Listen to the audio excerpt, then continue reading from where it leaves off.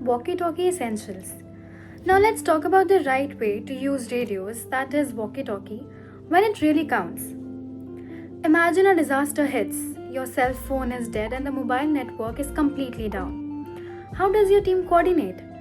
Our usual communication methods are often the first to fail. In these critical moments, cell phones just aren't reliable. That's where two-way radios or walkie-talkies come in, backed by good training and discipline. This is your lifeline. Two-way radios provide a direct, independent communication link, enabling communication between rescue teams during disasters and coordination in areas with limited or no mobile networks. And the biggest advantage? Radios don't need cell towers to work.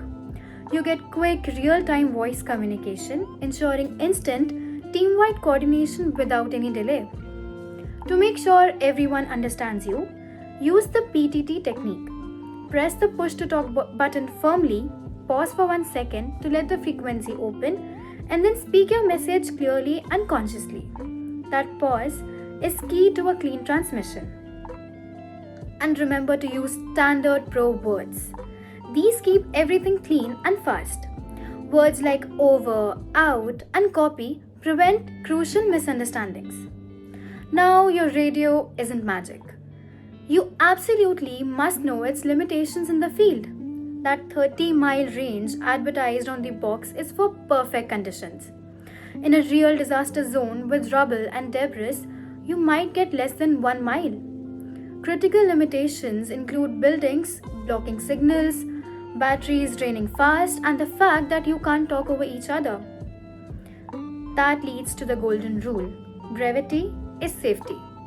Keep your messages short to keep the channel clear. Think of the radio channel as a shared life-saving resource. Discipline is everything. Also, use designated channels to avoid confusion and know your emergency codes. If you hear Mayday, all other traffic stops. This stuff really works. Look at the 2011 Japan earthquake. When the grid and cell towers went down, the existing analog radio networks became the lifeline for rescuers. Because of that reliable communication, survivors got help hours faster than they would have otherwise. So, your equipment might be ready, but the real question is your communication discipline ready? Training and practice are what turn a simple device into a life-saving tool. Imagine the situation of a collapsed building where you are unable to see anything because the visibility is zero. Well, we are going to talk about using the right equipment the right way, and today we shall talk about thermal imaging cameras first. TICs were used in the 2023 Turkey-Syria war, and why and how I shall share. Now, the major usage of TICs is in locating people and also spotting out fires, because they work on the principal technique of finding out people on the basis of their body heat. They also help you find out whether there is a fire or any sort of heat related component in the given scenario. Now, the purpose would be to detect heat signatures using infrared technology and also improve visibility in scenarios where low visibility disasters have happened. The limitations, however, are always there, which could be number 1, you do not stare at the screen of a thermal imaging cameras for more than 3 seconds. Next would be that it cannot see through solid objects or cannot capture what you see. Next, also the fact that accuracy is affected by certain weather conditions or the severity of disaster. And this brings me to the next topic, which is safety measures that we should take. Now, we should not rely widely on what we see through thermal imaging cameras, because definitely every technology has its own pros and cons. And lastly, we should ensure that proper training has been given to anyone who is using TICs, because these are crucial and cause a situation of life and death. So therefore, thermal imaging cameras are very important, yet these can be used in situations where there is zero visibility to help out spot people who are suffering. But then definitely the correct usage and the technique of using them has to vary from time to time and weather to weather. Alright people, let's talk life jackets. This is your practical guide for disaster response. When a flood hits, the number 1 killer is drowning. We have to beat it. Your best defense is a PFD, personal flotation device. Think of it as your personal anti-gravity suit designed to keep you afloat. A PFD provides lift, protects your airway, and maximizes visibility. A life jacket only works if you wear it the right way. First, sizing is the key. No capes, people. An adult jacket on a child is incredibly dangerous. For the reliable fit, we use the 3-point check. First, zip and clip. Fasten everything securely. Next, tighten. Pull straps until it's snug, a proper good hug. Finally, the lift test. It must not ride up past your nose. And that crotch strap, listen closely. You must use it. It is non-negotiable. If in the water, use the HELP position to conserve body heat. Remember, the PFD won't give you superpowers. It is not armor against debris or strong currents. Always inspect your gear and run a buddy check. Does this work?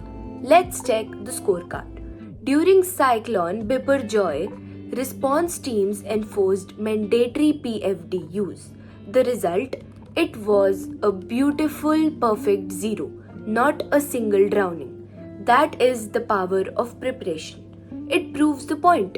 The right equipment used the right way saves life. Alright, now let's talk about the IRB, the inflatable rescue boats. They are called the workhorses for a reason. The IRB is an absolutely critical first responders asset. They have a very big advantage, being shallow draft and much faster to deploy than a large ship. They are used in evacuation crisis and getting critical supplies in submerged areas. Phase 1, the pre-launch protocol. Getting this right prevents mission failure always. Notice the sequence here. Inflating protons one by one is a crucial step for the lifeboat's structural integrity.